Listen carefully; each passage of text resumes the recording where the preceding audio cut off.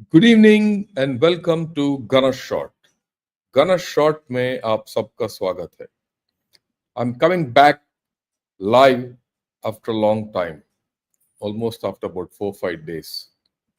So, well, and I am choosing a topic which is quite contemporary and pretty important, and that is looking behind, beyond the Chinese facade and how they've analyzed our prime minister's talk. Okay, at the outset, let me tell you, a few days back, our prime minister, about a week back, he gave a podcast to Lex Freidman. That was in many languages, and it was it was well received all over. And there was this little bit which pertained to his comments on China and what he said about China. And that's what has got a reaction from China. And I thought we must analyze it to see it in its correct perspective. So first, let's hear what our prime minister said about China, and then we will see what is to what how the Chinese have analyzed it. Okay, here we go. It's a small clip. This is the just a little bit which he spoke in the entire duration, about an hour and a half worth of podcast about China. Yeah, let's hear this. और मैं मानता हूं कि इतने सशक्त संबंध रहे, इतने गहन सांस्कृतिक संबंध रहे, और पहले की सदियों में कोई हमारे बीच में संघर्ष का इतिहास नहीं मिलता है। हमेशा एक दूसरे से सीखना, एक दूसरे को जानने का ही रहा है। और बुद्ध का प्रभाव किसी जमाने में तो चाइना में काफी था, और वो यहीं से ही वो विचार गया था। हम भविष्य में भी इन संबंधों को ऐसे ही मजबूत रहना चाहिए, कंटिन्यू रहना चाहिए। ये हमारा जहां तक डिफरेंसेस तो होते हैं, दो पड़ोसी देश होते हैं तो कुछ ना कुछ तो होता है। ऑकेजनल डिसएग्रीमेंट भी बहुत स्वाभाविक है, कोई ऐसा तो हर चीज नहीं होता, एक परिवार में भी रहता है। लेकिन हमारी कोशिश है कि हमारे जो डिफरेंसेस हैं डिस्प्यूट में ना बदले, उस दिशा में हमारा प्रयास रहता है। उसी प्रकार से हम डिस्कॉर्ड नहीं, डायलॉग, इसी पर बात कर बल देते हैं, तभी जाकर के एक स्टेबल कोऑपरेटिव रिलेशनशिप और दोनों ही देशों के लिए बेस्ट इंटरेस्ट में है। ये ठीक है कि हमारा सीमा विवाद चलता रहता है, तो 2020 में जो सीमा पर जो घटनाएं घटी उसके कारण हमारे बीच स्थितियां काफी दूरी की बन गई। लेकिन अभी राष्ट्रपति श्री के साथ मेरा मिलना हुआ, उसके बाद सीमा पर जो चीजें थी उसमें नॉर्मल से आ चुकी हैं। 2020 के पहले की स्थिति में हम लोग अब काम कर रहे हैं। अब धीरे धीरे वो विश्वास और वो उत्साह और उमंग और ऊर्जा वापस आ जाए, वो उसको थोड़ा समय लगेगा कि बीच में 5 साल का अंतराल गया है। हमारा साथ होना ना सिर्फ बेनिफिशियल है बल्कि ग्लोबल स्टेबिलिटी और प्रॉस्पेरिटी के लिए भी जरूरी है।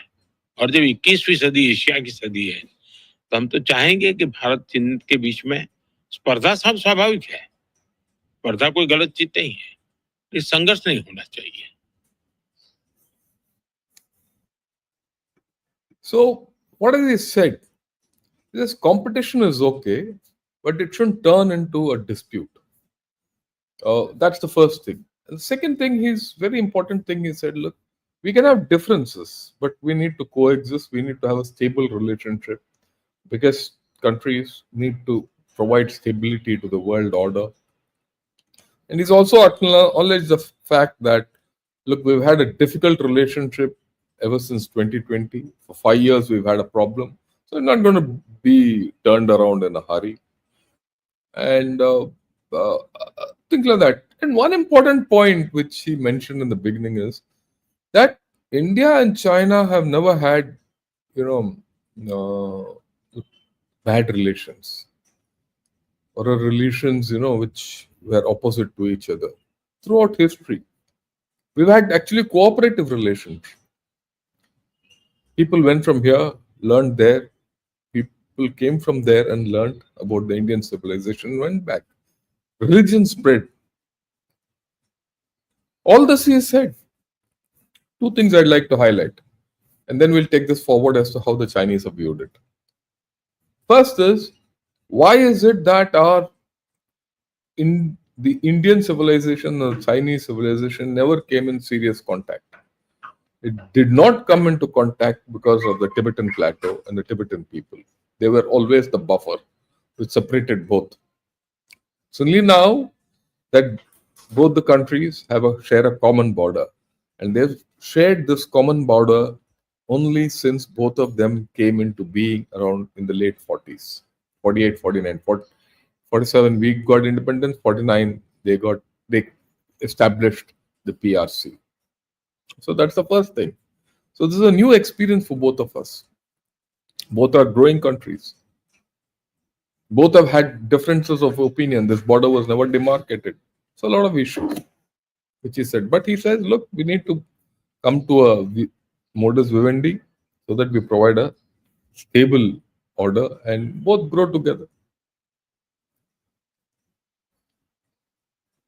The official Chinese media has welcomed it. They said, good, it's a good outreach. We look at it very positively and all that.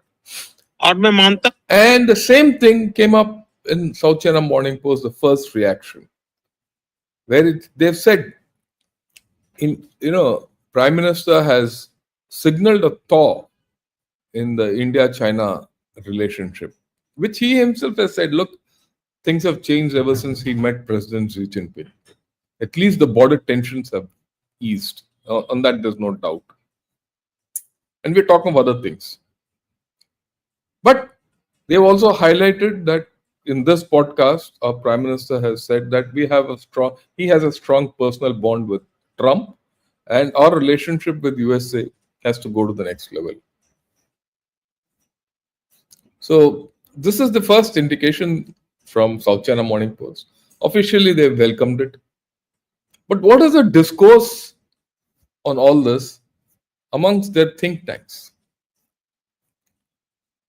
That's important because in China, because of the lack of opinion and because of amongst the people, which stems from the fact that there's very little contact, people to people contact between Indians and Chinese, the guys who are opinion makers and the analysts set the course of the discussion.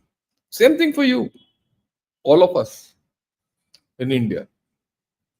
I've heard so many comments coming back to me and saying, look, thanks to you, you told us so many things about China, otherwise we didn't know anything about China. So to that extent, I have influenced your opinion of China through my lens. There's no doubt. And many more. When all rational human beings will listen to many and take it forward. Same thing there. So it's important to understand how the Chinese have viewed it. And I'll give you 2-3 views of this whole story. Right?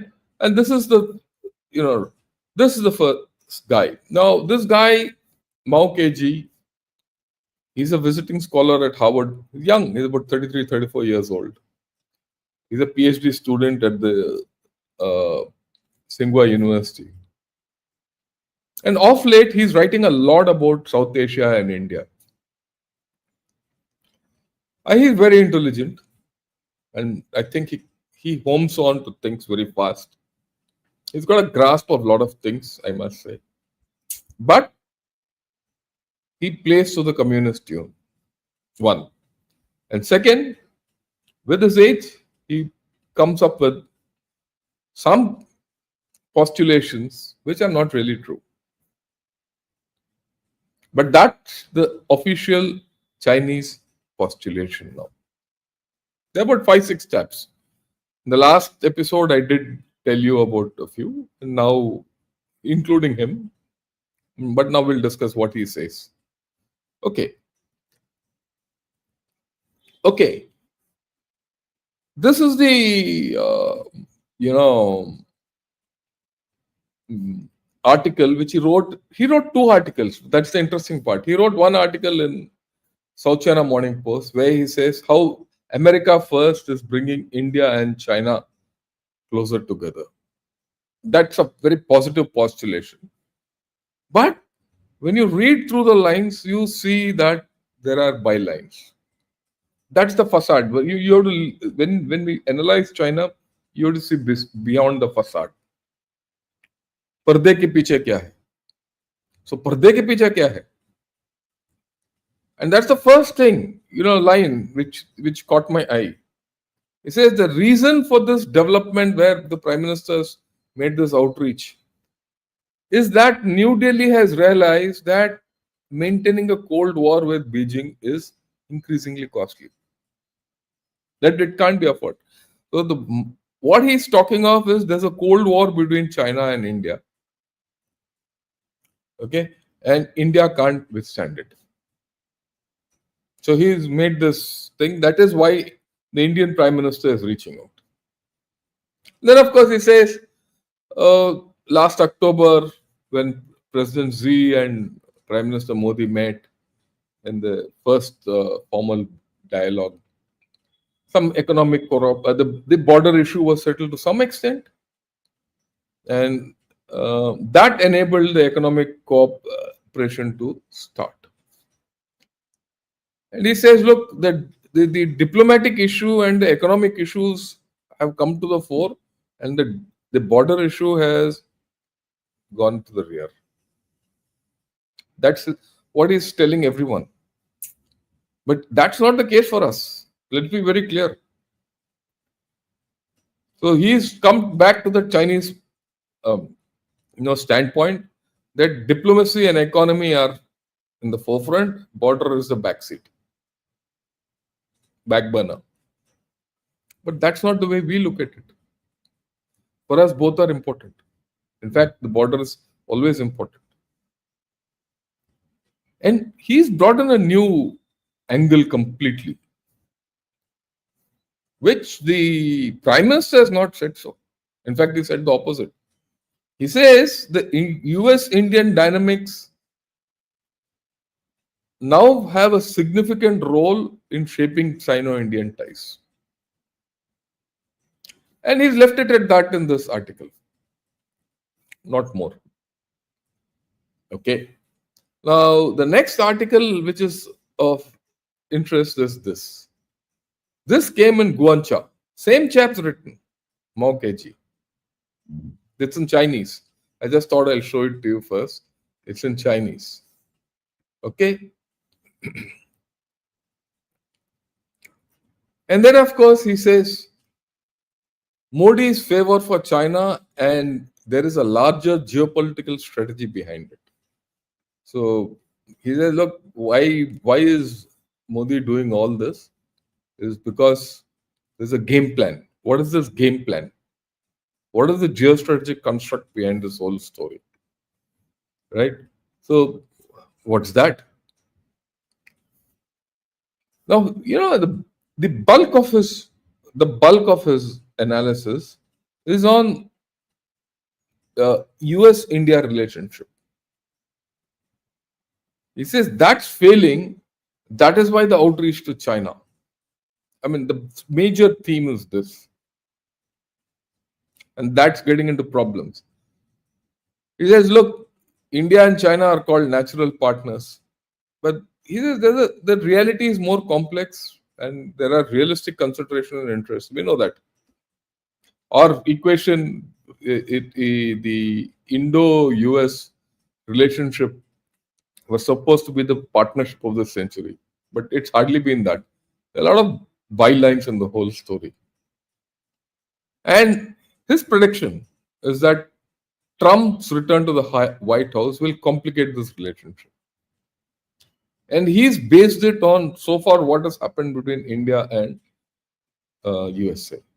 To that extent, he's gone wrong. But it doesn't matter whether he's gone wrong or not. This is what he's telling people inside. Look, Guancha is for domestic consumption. He's shaping the Chinese narrative and influencing the Chinese mindset.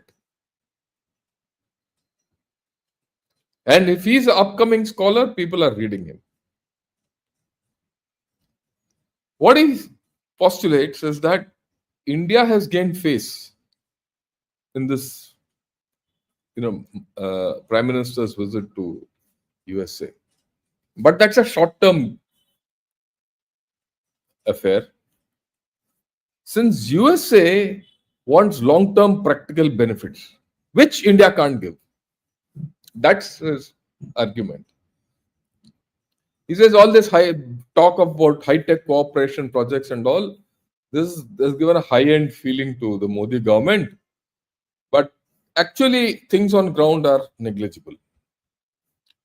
Well, he might be right to a large extent and not right to a large extent. We all know ISET has not really taken off in a big manner. But equally, the fact is that Apple has shifted its production here. And so is Microsoft setting up a research center here. So I think he's portraying as if India is being left in the lurch by US. Understand this. And he's analyzed it. He says energy and military technology. If India-US relationships goes high in energy and military technology, he predicts that it will be at the cost of other partners like Russia, France, and Israel. And India has to balance this out, or vice versa. We know that there's nothing new. We've been doing that for long. Right? And now one can see a very clear underlying philosophy in the Indian procurement or acquisition thinking that we will not be dependent on any one country. Strategic autonomy comes from the fact that you have multiple sources from which you can get technology or high-end items while striving to be Atmanirbhar. So he's wrong, but he's putting this formulation there.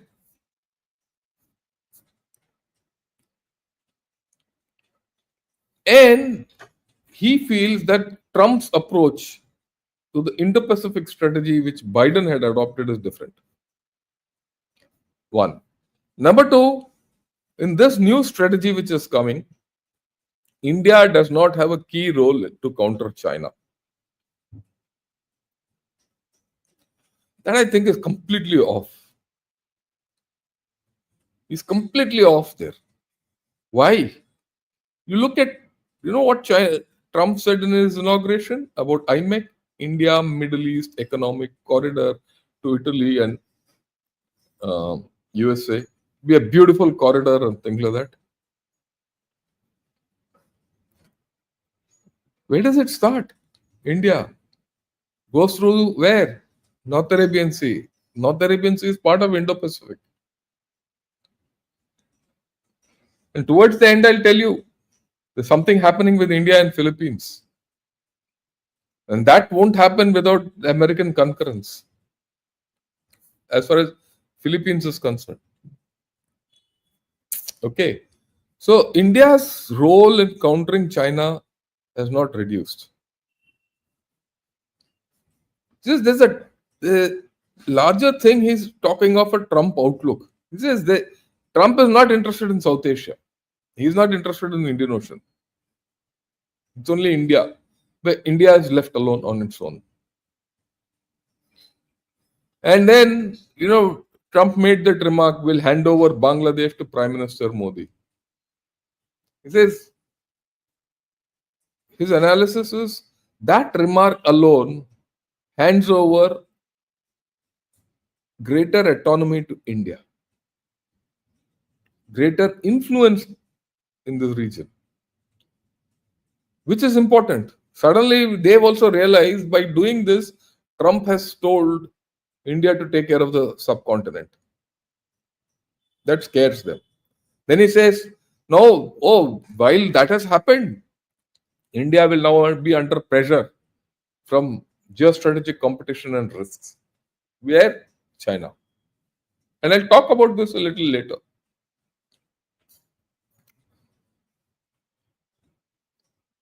Okay? So, and he also predicts that the Trump presidency will pose lesser friction to India. You remember that during the Biden administration, there were a lot of issues regarding democracy, human rights, and all those things. He says all that will vanish with Trump. So he's presented a picture which appears balanced, but is not. But it suits the Chinese audience. But that's not the end of the story. He says US India relations still face internal contradictions and challenges. What are these? He says India has to constantly prove its value to the US. Otherwise, US will cast this aside. Every time India has to remind the US we are there. Okay. And then, of course, he's reiterated goodwill towards USA will be at the cost of its traditional partners. Right? Then India's growing industrial and economic development needs the Trump administration. I mean, we need our economic development and industrial growth to take place, which is at cross purposes with America's first.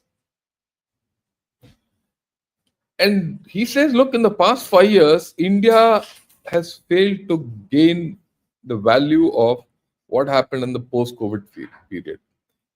In the post-COVID period, he says, as per him, India tried to get hold of manufacturing to shift to India. But that has not happened, and in America has not helped them. Now, here, I think there's a huge issue which people have to understand. What is this huge issue? Okay, I mean,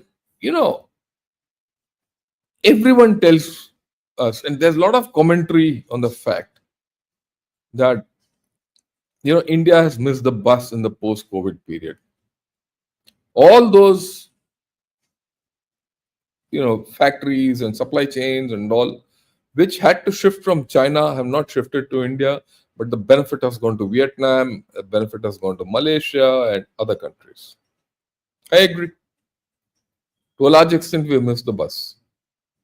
But this is just the start of a cycle. As days go by, there are more people who want to quit China. That's the current state of affairs. If more people want to quit, or rather reorient away from China, whatever they could reorient from Vietnam or go to Malaysia and all that is done, dusted. Mexico, Trump has stopped. Those, second order routes have stopped. So where else will they go now? Where else will the world go? India. That is why you see all of a sudden, Apple has stayed true and on course for its latest products, Apple 16 and all that. And even 17 they're looking at from India. You suddenly see you coming here. Ursula von der Leyen came here. Suddenly you see New Zealand coming here for a FTA and things like that. Okay. So this thinking that we have missed the bus is wrong. I think the cycle starts now. And this is what many of us have to understand. And then, of course, he says, look, domestically, Modi wants to, save face or gain face by being next to USA, which USA is not giving. As a result, This business of give face, lose face will be costly for India. And Trump will not give any face to India.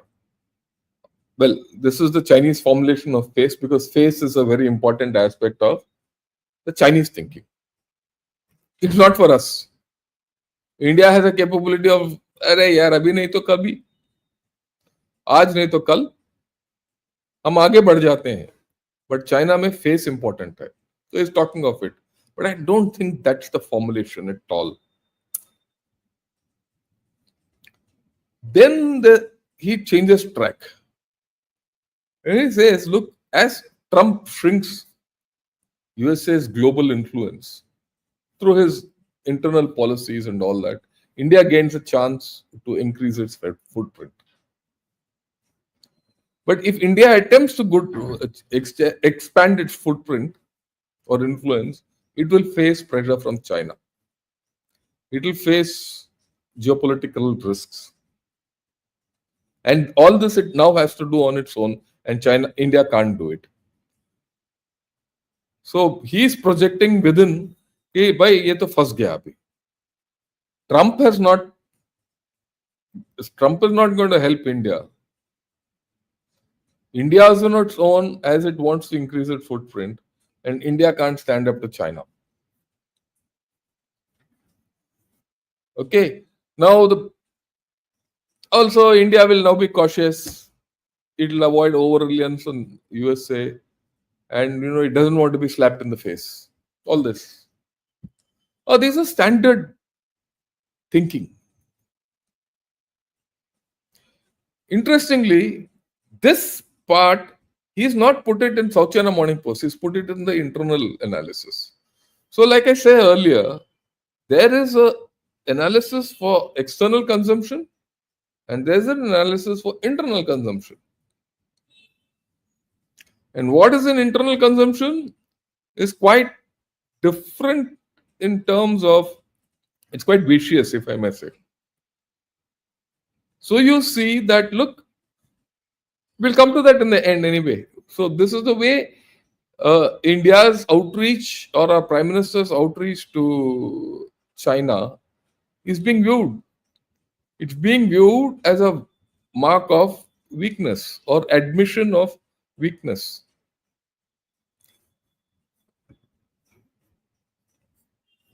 Okay, now I just want to say to this fellow, he's from China, there's no doubt. And I would like to tell ZZ Grey Hat, no Chinese care about India, it's all bullshit. Okay, it's all bullshit. Let's be very clear. And every bloody Chinese, every stupid Chinese or intelligent Chinese cares about India. That is why this is not from England, all this talk. Okay, but since you are now talking all this is everything, I'm going to ban your story. I've banned you because you are not giving either constructive comments or destructive comments. You're just interfering, everyone. So thank you. You be out. Okay. So I'm very clear. If the Chinese interfere like the way they are, we'll throw them out. But he says, what will Modi do? How will he progress China-India relations? He says he'll moderately improve relations with China so that he can gain strategic space while reducing the risk of facing China. If you saw, you heard what Prime Minister Modi said. There was more philosophy in that. There was more history in that. There was more civilization in that. He says, civilizationally, we have not been enemies. We have not had any issues with us. It's only now. It's a change of geography, change of many things. So we need to reset it. It will take time. He says, okay, let it take time. But he's given a twist as if this will give India great outreach to India, China will give India greater strategic space and will reduce the risk of facing China. I mean, that's stupid actually. He says India will maintain a high level of diplomatic adjustment with China as a backstop, but the actual expectations and actions will be with USA. He says if there's a mishap with USA, it wants to ensure that it can face China.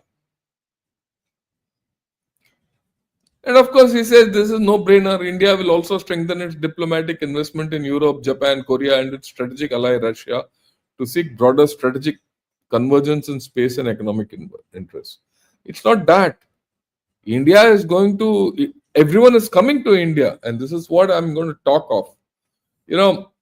On 26th, I'm going to talk in the Madras Management Association on India as a global player in a multipolar world, and I'm trying to get it, beamed live, so that all of you can watch it and live as I speak to them in that place. Let me see how it happens.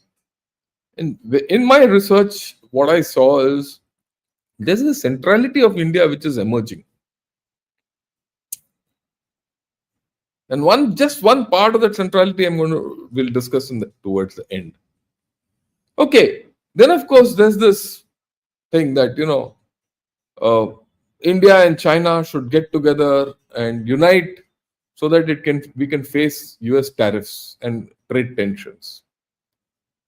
And then there's this internal commentary in Guancha which says Indian farmers are going to struggle because of the tariffs. And who's the biggest loser in this US-India tariff war? It will be India. They keep applying the Chinese standard, what's happening between China and USA to India and USA, little realizing that we are going through this adjustment. There's no doubt about it with USA. And that's why Mr. Piyush Goyal went. He's had a discussion.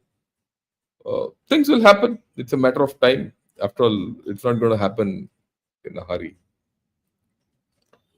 This is again a very, very, very, very, very interesting,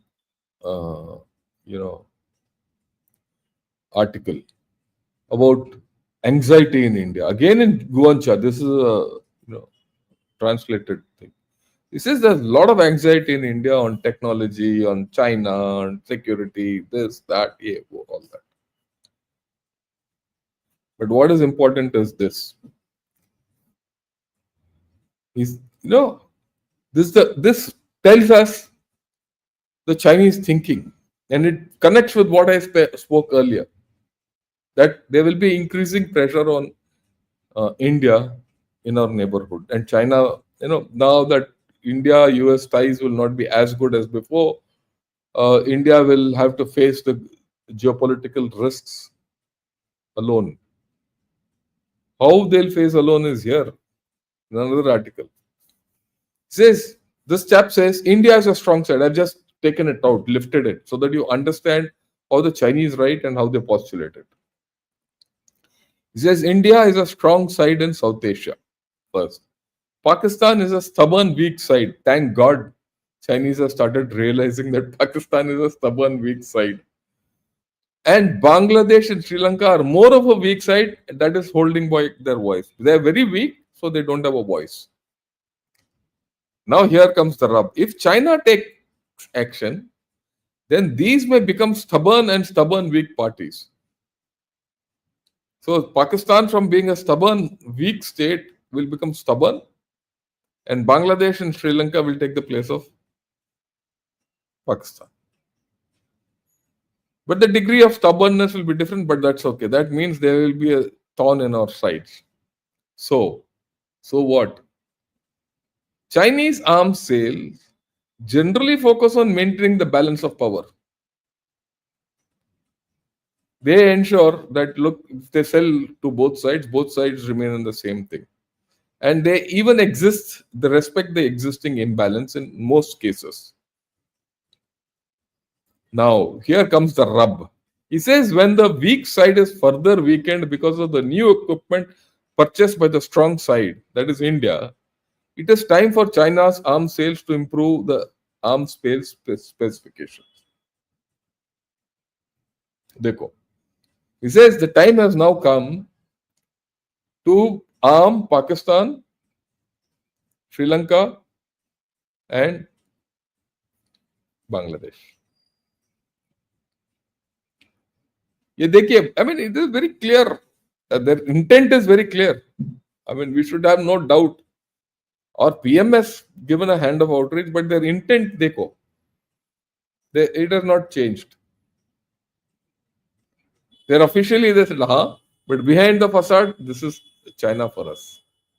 This is something which we need to keep in our mind.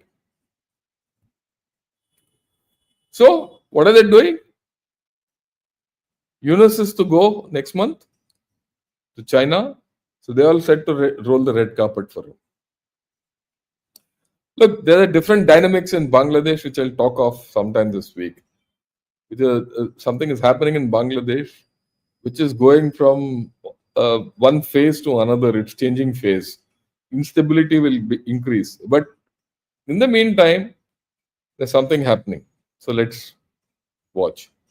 And then, of course, he says, look, the Prime Minister of India has gone to Mauritius recently. He's met with Mauritius and all that. All those cooperation, is it against China? So what should we do? Chalu hai thinking. Okay. And then of course they're worried about what our outreach to Taliban. And they're worried in a different context. See, this is where that Mao KG's analysis is, stupid. In fact, juvenile. Why is it juvenile? He says India will have to deal with its neighborhood on its own, where China is. Look at the Afghan situation. What's happened in Afghanistan? For the past 3 years, China has been the one which has had a dominant position. They were the ones who sent ambassador first. And he's been there, and everyone thought that Chinese will exploit Afghanistan minerals, that pie in the sky syndrome, and trains will go and this and that, Belt and Road through Afghanistan. What has happened? Nothing has happened. On the other hand, India-Afghanistan ties have improved. On the other hand, today there's a thaw in the relationship between Afghanistan and USA. USA is back in Afghanistan. The Sirajuddin Haqqani, his brother and a cousin, they've been taken off the most wanted list. Bounties have been taken off their head. So there's something else happening. And everyone thought at that point of time that Pakistan will facilitate Chinese entry into Afghanistan. Has that happened? China is there where it is. Pakistan has got a bamboo from where? From Afghanistan. Pichodo mein. So their formulation is different. Actually, what's happening on ground is different. Okay. And then, of course, they expect us to be part of the BRICS currency and all that, de-dollarization and all that. That's all out. Our foreign minister said, no, we will not do it. He's already made a statement. They're cutty about it.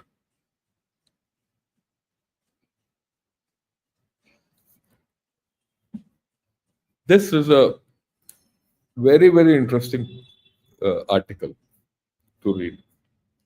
This article analyzes completely in depth. I'll just show you so that you can have a look at it without it completely analyzes the infrastructure construction on the Sino-Indian border during our PM's tenure. And this analysis is a very deep analysis. If you want to know what's happening here, read this. He'll tell you exactly what's happening on border infrastructure. And it is so much in detail. It tells you when Sinchulla will open, what will be the effect of this Padam Darcha road, what will be the effect of Zojila opening, how things have changed by Tawang and Sela tunnel being all weather now, and Tawang getting better connectivity.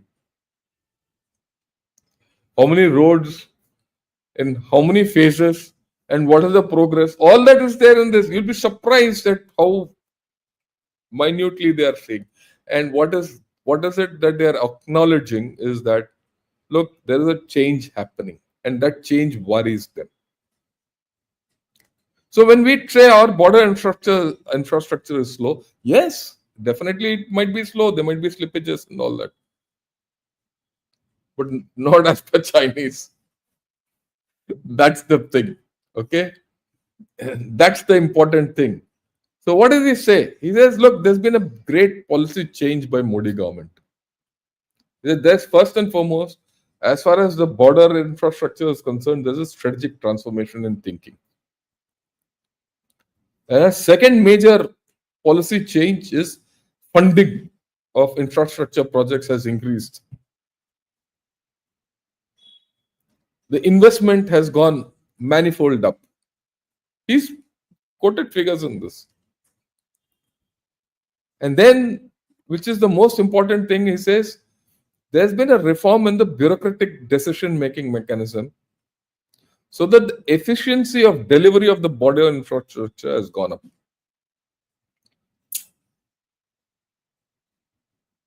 Look, let me put it this way. I found this analysis almost absolutely to the core, to the point about and militarily correct. I mean, I think this chap is a military guy who knows his beans. There's nothing political in this article. It's a statement of fact, and it's a statement of worry. So you connect this up with that previous Maukeji's thing. That fellow is living in some space. Oh, bacha hai, wo is living in some space. And heart of hearts, they know what's happening. And my guess is sooner or later, there will be a realization as to what our Prime Minister has said. In any case, they have no choice. They have no choice. China is in such a bad shape that they have no choice. And why China is in a bad shape, X, Y, Z, I'll do a thing this week, I will. Because things are going bad to us. Slow collapse. Like the way all their ghost cities have, it's now very clear there are a lot of ghosts in those ghost cities which are not going away. Similarly, the collapse of China is going to be very slow. It will never recover. Okay, he says, what are the outstanding features of the border infrastructure in the past 10 years? I've just summarized it. He says the focus of development infrastructure is very fast in the western and the eastern sections of the China-India border, basically east and eastern Ladakh. Second, this is interesting what he's observed. He says the border infrastructure planning is a cross-net development of border highways, aviation and railways. And it forms a land, air, three-dimensional transportation security system. Have you thought of it? He is thinking of it. He sees it happening because there are a lot of helipads coming up, railway tracks going up, roads coming. So it's a three-dimensional issue. And he says earlier it was a single mode transportation. Now that has been completely overcome.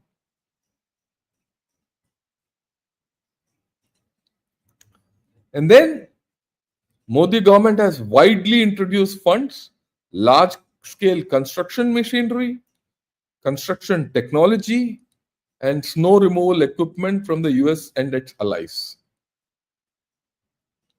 So the wherewithal has been put in place, funding and equipment.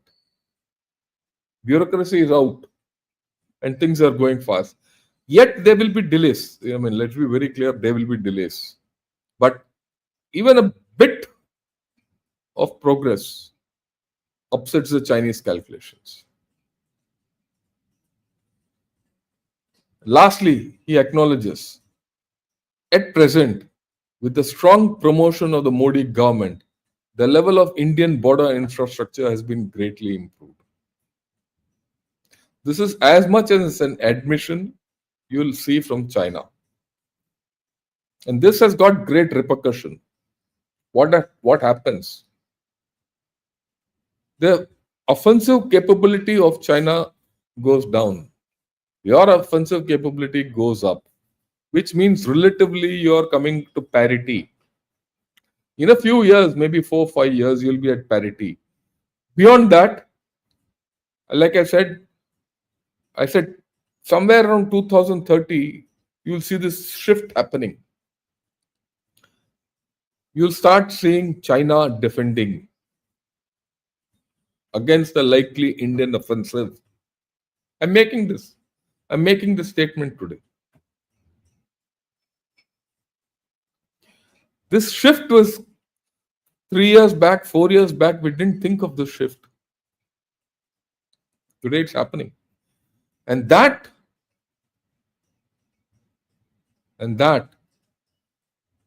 is what is worrying them. They've lost that thing. Okay. Now, mind you, this is a comment by Aam Aadmi in China. And this comment had a lot of resonance in Guangzhou. He says, for the sake of the future of China and future generations, we must adhere to a long-term, continuous and unwavering policy to dismember India. This is a long-term and arduous task, but we must stick to it and never give up halfway. This is what the Chinese feel about us, the Aam Aadmi in China. They want to dismember us. So is it fear? Is it hate? Is it Chinese hegemonism? What is it? So herein are the dangers of an outreach to China. Our Prime Minister has made a tremendous outreach to China. Hats off to him.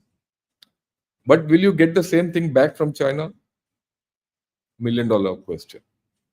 I don't think so.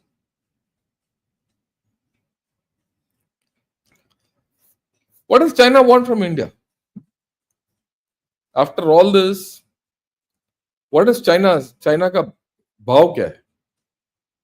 What does he want from India? What's he putting on the table? How will he respond to what our Prime Minister said? This is it. I'm putting it in black and white so that, look, I can talk all this off the head, but I'm putting it in a structured form so that you understand. Later, when you see each point, you can understand it. He says the border issue is permanently consigned. He then said, this is my view.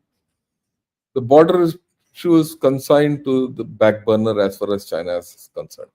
It's as if it never existed. They've got what they want. They know they can't get Arunachal. They're happy with what it is. Deep down, they don't like India and they'll not trust us. They don't trust us.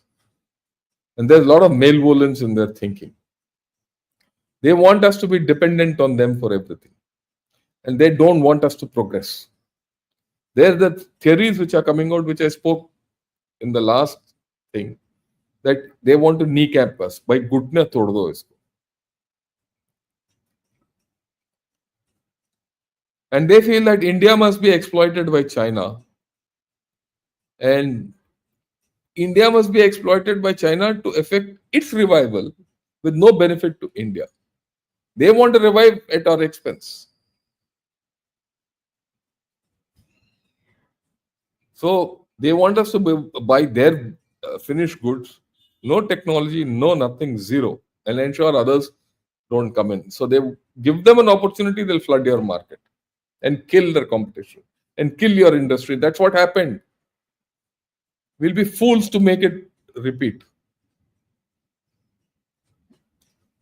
India must break its relations with USA at any cost.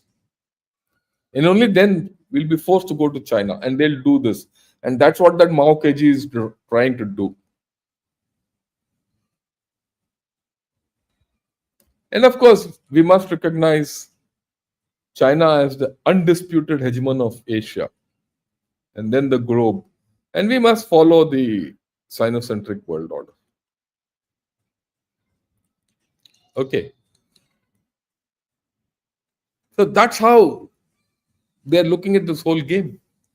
We need to understand this.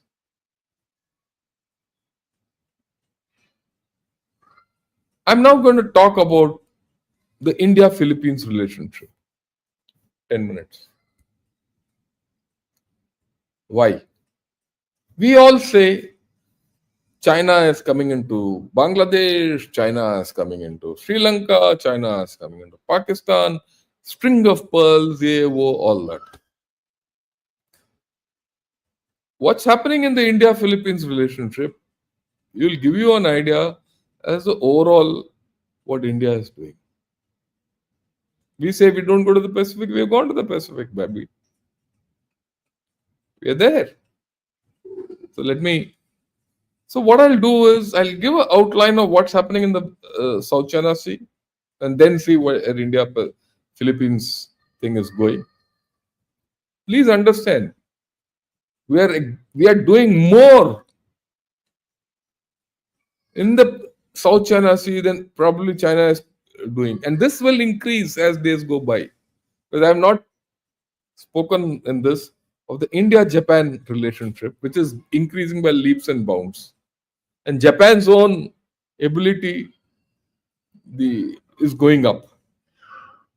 We have not spoken of that. I'm not talking of Indonesia, whose president just came here, and Malaysia. We have not yet opened up the defense dialogue. I expect it to open anytime in the next 4-5 years. Maybe one day we'll talk of a string of pearls there. Who knows? Okay. So to give an idea, I'll open it up fully. Sorry. Yeah. This is the South China Sea. We all know it. There's a huge controversy around it. And these are the Paracel Islands and the Spratly Islands around which the problem has been taking place. And, this is the confusion which is there, overlapping claims of Taiwan, China, Vietnam, Brunei, Malaysia, Philippines on the South China Sea. Right? All those red lines are everyone's claim lines in that area. But if you disaggregate it, this is the 9 dash and the 10 dash line of China. And if you look at it, this is the claim line of China, or as per an UNCLOS. Okay? Their EEZ. Now, there is an overlap in this naturally. So, where are the issues here? The issues are in the Scarborough Shoal here. The issues between China and Philippines daily, which you see, is in the Second Thomas Shoal or the Sabina Shoal. And here there's an island called the Thitu Island, where daily there is tutu meme and fighting and all that. Okay. So, in the Scarborough Shoal, Philippines has grounded an old destroyer. Okay. And their men, the Philippines naval personnel are in that. And that is their right to, or the claim to that island or that shoal. They are manned. And China has been trying to dislodge them. Nothing happens. There are a lot of incidents happening here. And then the next is the Sabina Shoal or the Second Thomas Shoal, where a lot of action keeps happening every second day. Because it's a good fish there and all that. And you see a lot of action. We'll see what all that action is all about. And this is the Thitu Island. Thitu Island is again good. Okay. It's about 400 kilometers away from Philippines. But to maintain this island, Philippines has a airstrip there. And China is trying its best to ensure that this is not even accessible by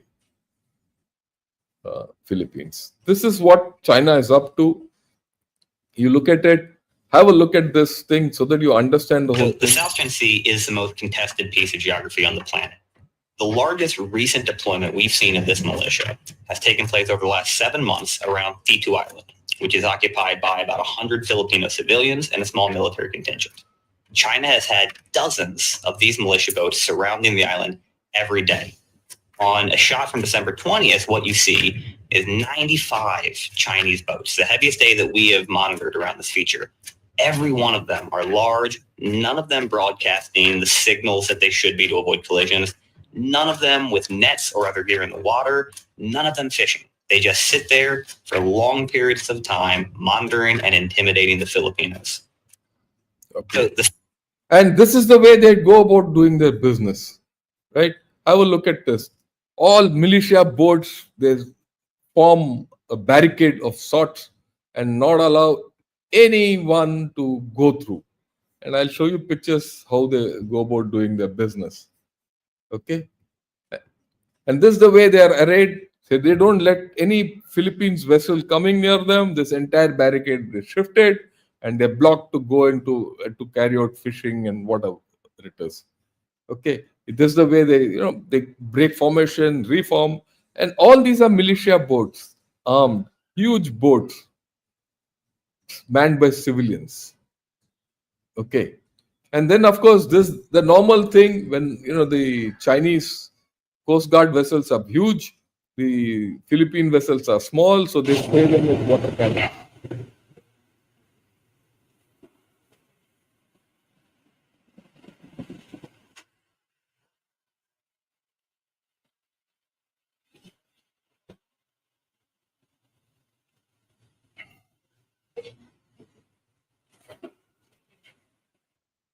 Right. So what is Philippines doing? Philippines is making a complete outreach to India. Recently, the Raisina dialogue was held. The Philippines Armed Forces chief, he came here, and he said what he had to say. And this is a short interview. Have a look at it. You'll understand what I'm talking. With me is the Philippines Army Chief. So welcome to Beyond. My only one question to you is, how do you see India-Philippines relationship? BrahMos missile system was exported by Philippines. How do you see this missile system helping you? And are you planning to get more such BrahMos missile system from India? Well, first of all, we're very happy with the relationship of the Philippines and India, particularly the mill-to-mill relationships, because we're seeing that this relationship is becoming stronger as the years go on. We have had some procurements already from India, like the BrahMos missile systems, and hopefully we could look into procuring more platforms, missile systems, maybe fighter aircraft, maybe ships, maybe. We are looking at all the possibilities from around the world. We are now in the process of modernizing the armed forces of the Philippines because we are right there at the forefront of that of the bullying tactics by China. So we have to develop our capabilities. So you mentioned about China. Last question: how much China is a concern for you? You said China is bullying you. Oh yes, it's a great concern. In fact, we even consider it an existential problem for us because slowly they're coming in and trying to claim more and more of our islands. Thank you so much, sir, for speaking to Beyond. Thank you, sir. Thank you, sir. The video journalist. A great concern. So it's very clear that China is becoming slowly an existential problem for Philippines. They've already taken BrahMos, right? Interesting thing, China and Russia are friends. Okay?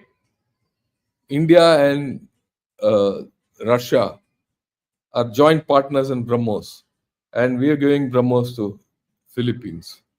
Essentially, Russia's weaponry is against China.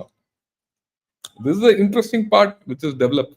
That's a big mark for our diplomacy and how we have done our outreach that side. So the India-Philippines defense relationship is growing.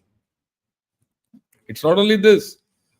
He says the same. You've seen the chief earlier speak, now the picture. They're also making an outreach to Germany. They are also taking into consideration that, look, tomorrow if USA gives up on us, whom do we go to? They're betting big on India. Not only for arms, they're also looking at nickel. Philippines is one of the biggest nickel producers in the world. And today, 98% of this nickel goes to China. So they've come to us and said, why didn't you take nickel? They want to diversify and reduce their dependence on China. So when people say, look, India doesn't have that reach, people are not coming to India, I think they have to rethink. People will come. They have no choice. The point is, the opportunities are opening up. Do we have the capability to grasp them? And they're also looking geopolitically whether India will be part of the squad along with South Korea. They want a net. Japan is already in. USA is already in that squad.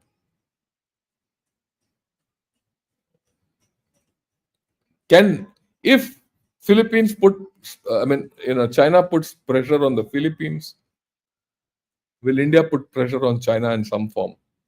That's the question. Will that happen sooner than later?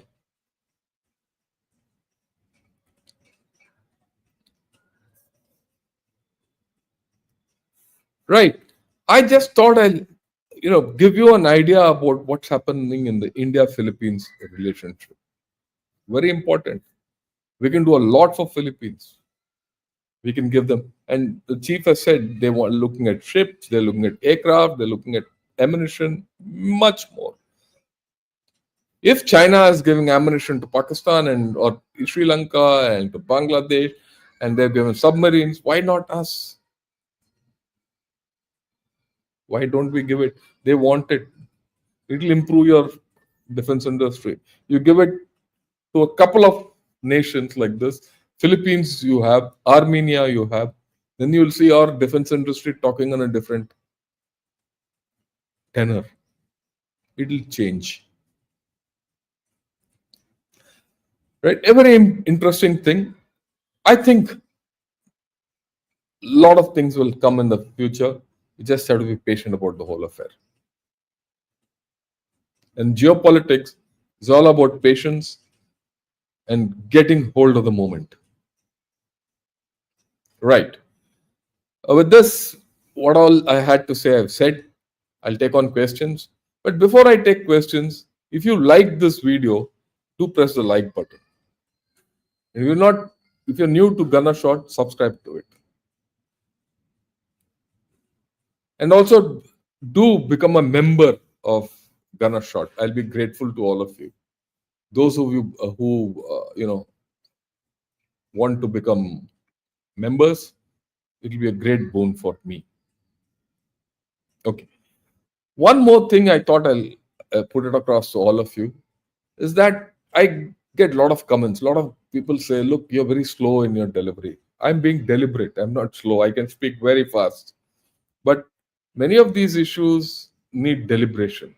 I do understand the younger generation don't have time. You are one of those guys who don't have time, watch it at high speed, 1.2 or 1.4, you'll be okay.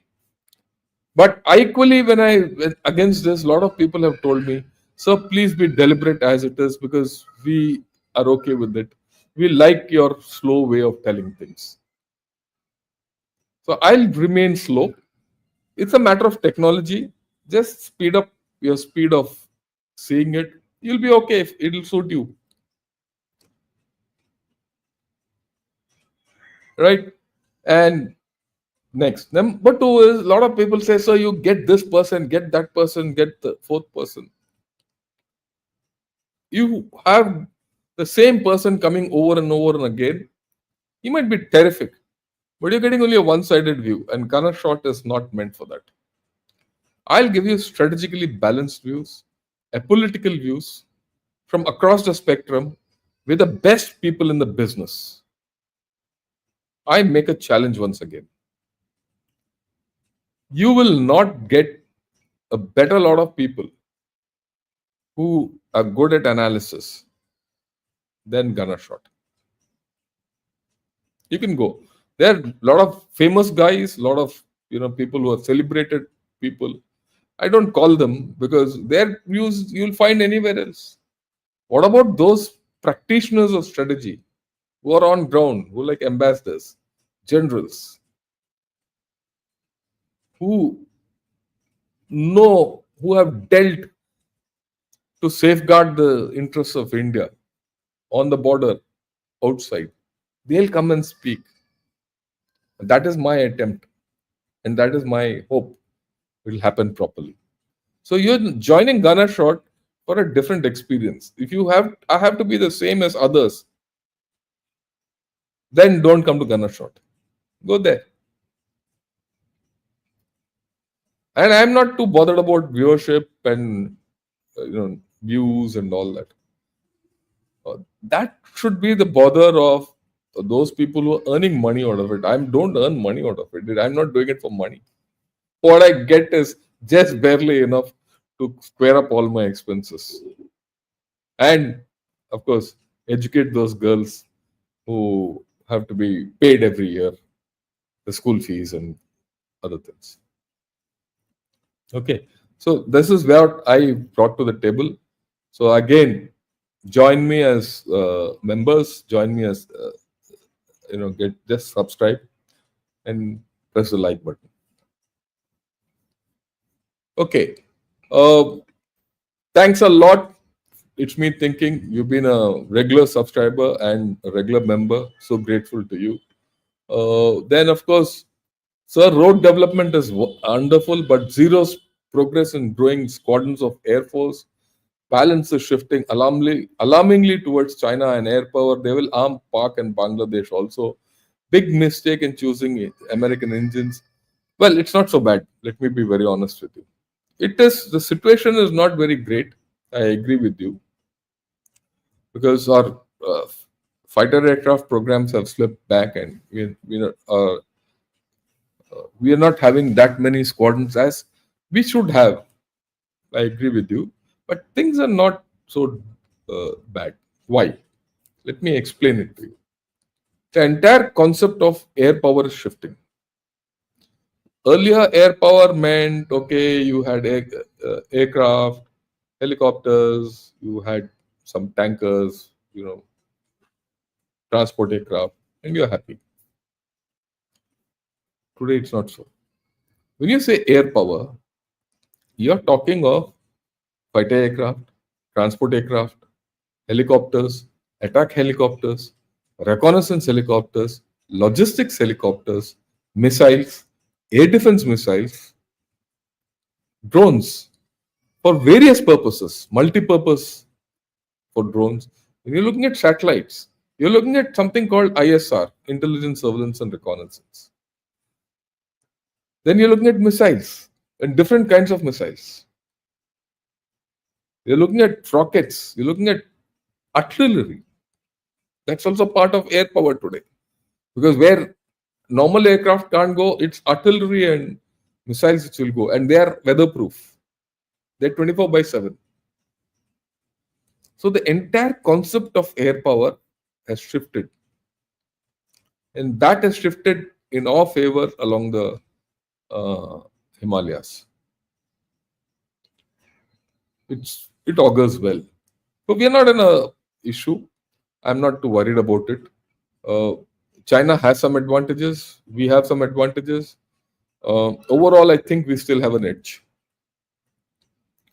And this edge will only increase. That's about all. Okay. Don't worry. Honestly, don't worry. I'll do a program. I've done a program about it a couple of times. Have a look at some of those, especially where I compared what is the constituents of air power, artillery, missiles, drones, and aircraft. I've done a comparison. How do you do all this? And you need a happy mix. Are we having a happy mix? Yes. In case our aircraft production has not caught on, is our missile production ahead of the loop? Yes. The number of missiles we fired in the past 1 year is not funny. So don't worry. Balasri, thanks a lot for your contribution. Honored. And MPB, thanks a lot for your joining me as a member. So grateful to you. Let me take a few questions. Yeah. Attempt is being made already to dismember us. The way politicians and the rhetoric of southern states being victimized indicate an attempt by the Chinese. I wouldn't be surprised if the Chinese are fishing in troubled waters. Maybe someday I'll talk of it. I'll talk from my heart, but I think uh, this is not good. Whatever this business of delimitation is got too many political undertones. It's not good. It's not good for the polity of India. It's not good for the polity of India that there's a chief minister's conclave happening to debate what the center's proposal is and how to oppose it. It's not good at all. And I'll talk of it. I'll talk of it separately when the time comes. Yeah, delivery is par excellence, and the reason we appreciate the thank you. No, thanks a lot, Jeet. So nice of you. Yeah, sir, if Pakistan balkanizes, how will China protect GB and Azerbaijan? They're going to have a problem there. That is going to be a major issue. Let's see, because I don't think Pakistan will balkanize in a hurry. But then we never know, right? Thanks a lot, Ranga, for your reaffirmation that my pace of delivery is okay and speed. But then there are people who don't have time who want it to be happening faster. So I'm not so this thing. I'd like to know more about Indian tanks and how good they are when compared with developed. We are good, don't worry. What we have, we are very good. Sir, being present during your talks and webinars is an education and global geopolitical and military studies. Yeah. Thank you, Akash. I have no doubt about it. Incidentally, tomorrow morning at 6 o'clock, I am putting out a video which I did today morning with Arun Saigal and John Helmer. It will be a very interesting video. Watch it. It's called Corporatization of War Termination by USA, which is not working, and why it's not working.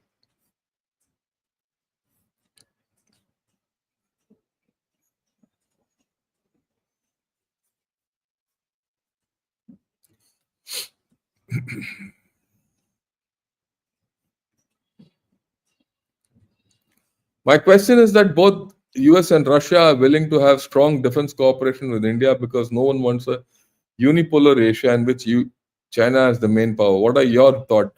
I don't think so. I think everyone is coming to here and coming to India because they need an alternative to China, as simple as that. And the world is fed up of China. As simple as that. And I'll do this separately. Like I said, 26th, I'm going to talk. I'll talk of this. Why do you think the world is coming to India? Yeah. There's India. I mean, no one has a choice. You look at the whole thing. Maybe one of these days, Self and Raji will discuss this. Why is the world coming to India? China as a manufacturing entity of the world is over. Thank you. The world needs something new, and that something new is only India. Yeah, bring a fighter pilot to discuss counter 6th generation planes. Shankar, I've already done that. I got Air Marshal Diptendu Chaudhary. He spoke of it. There's a video about that. Okay. I did this with Sandeep Punithan. Have a look at it.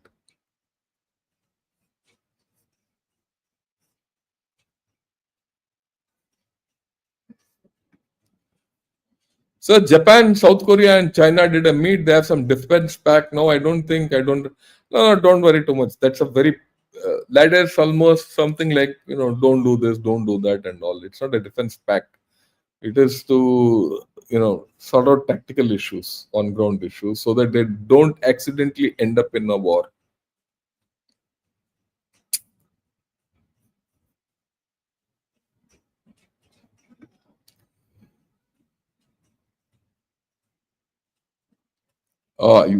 YouTube autoplay shifted me to a British channel where they were discussing UK government's intention to give their position at Dagogasha to China. What is the official position of US China on? Very simple. I did this video just a few days back on India tightening its grip on the Indian Ocean region. You see, the Mauritius strip has got two angles as far as the Indian Ocean is concerned. One is Dagogasha and the second is Agaliga. In Agaliga, we have a presence and the airport and all that. But both these islands are now Mauritian islands.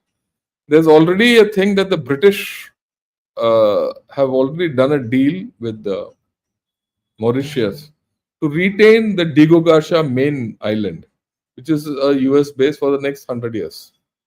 So it's going to remain a US base. The archipelago will be returned to Mauritius. That's where India comes in.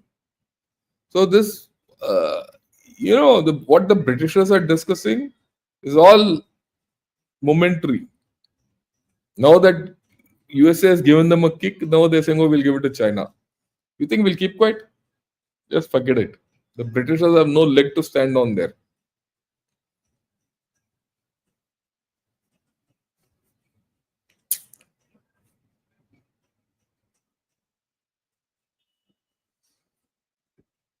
Your view, first of all, this diversity of jets should go.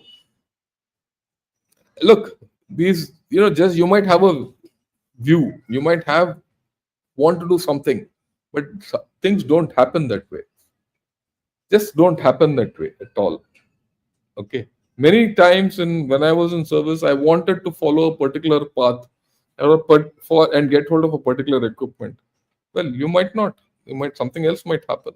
So one should be fixed. It will be very flexible in this business. What I've learned is that one has to be very, very flexible. Failures happen, you hit roadblocks, you have a lot of issues.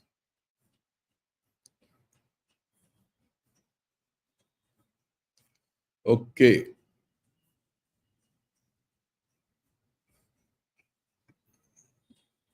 What product manufacturing categories do you think India needs to focus on to reduce dependence on China, or deficits have increased with them a lot since COVID?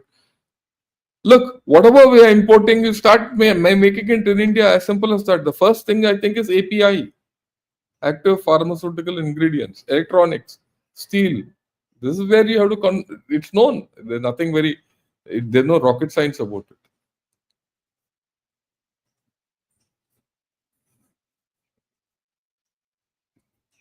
Yeah, Bharat first comes first always and every time, isn't it? Yeah. Isn't India's interest more nuanced? Interests of politicians or businessmen or NRI or OIC or citizens? Should we all, as individuals, look at our self-interest once national interest is safe? Look, our self-interest and the national interest ideally should converge.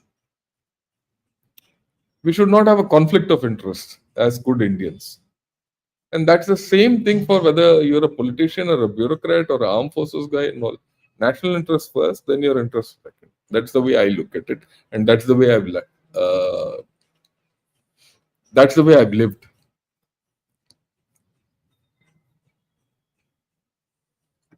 Bangladesh COS would be fuming with this Chinese view.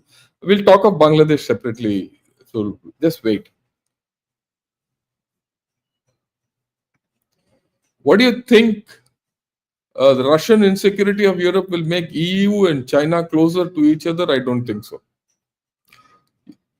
All this is possibilities which exist, but the European Commission chief came here. She came here last month and met Mr. Modi.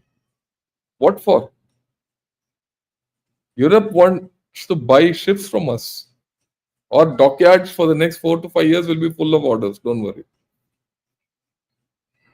And the way I look at it, it's a golden opportunity because the technology they'll give and we will have our capacities put together as Europe remilitarizes. A lot of opportunities open up.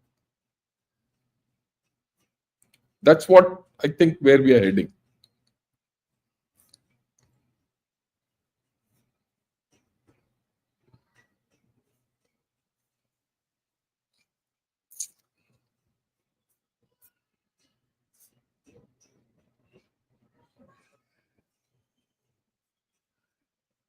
Yeah, talk of the Izzat of the army tomorrow. Come tomorrow. I know what you're talking of that Patalia incident where PS Bath was, Pushpinder Bath was, assaulted. I've known Pushpinder Bath. He was my junior long back. And Self and General Bhatia will talk of it. Just wait till tomorrow.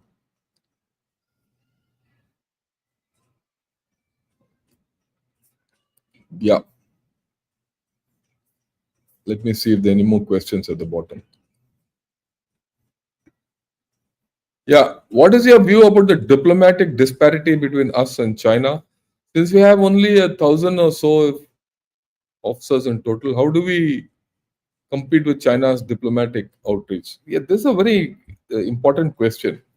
And China has put a lot of effort in its diplomatic outreach, which we haven't. And this is to our disadvantage. This is something which we need to do. And we also need to slap on military diplomacy and our economic diplomacy onto this. We need to look at diplomacy in a wider angle, which we are not doing. Okay. How can we have trained manpower as China has sorry to say? Always look, no, don't worry about this. We'll get our manpower is very good. We'll slowly change. I have complete faith in all of you.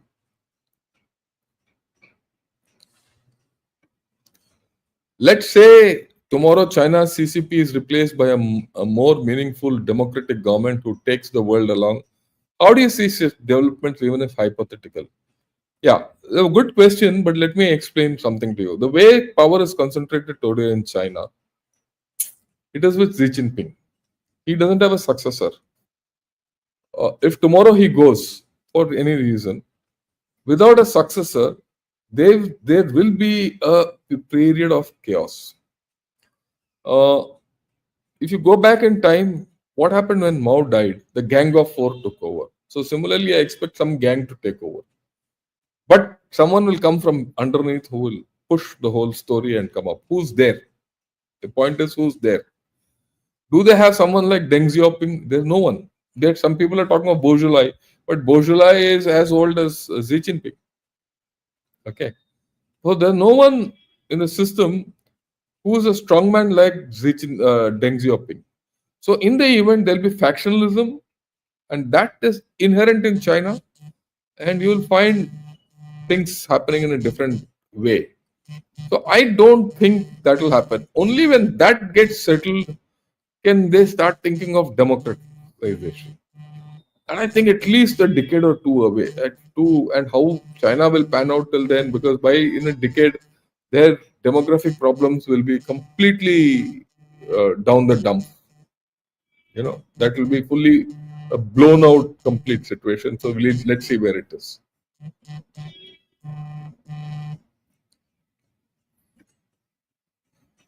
I've heard a lot of learned in. I've heard in a lot of army officers speak about their current combat experience. It is terrifying to be under enemy artillery fire. Can you share how the artillery plays important role in war? Akshay, I have done a full couple of times. I've done a program on artillery. Just type artillery in war in gunner shot. You'll get 2-3 videos. Have a look at it.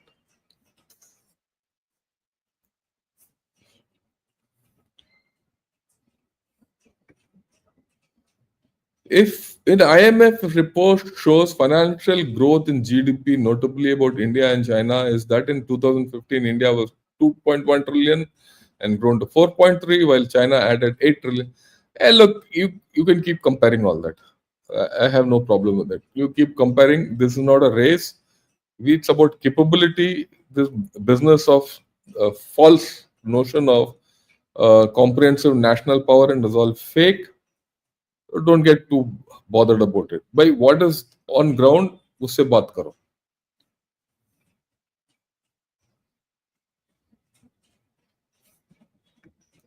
Why China is painted as doom and while India is boom? That's the way the world looks at it.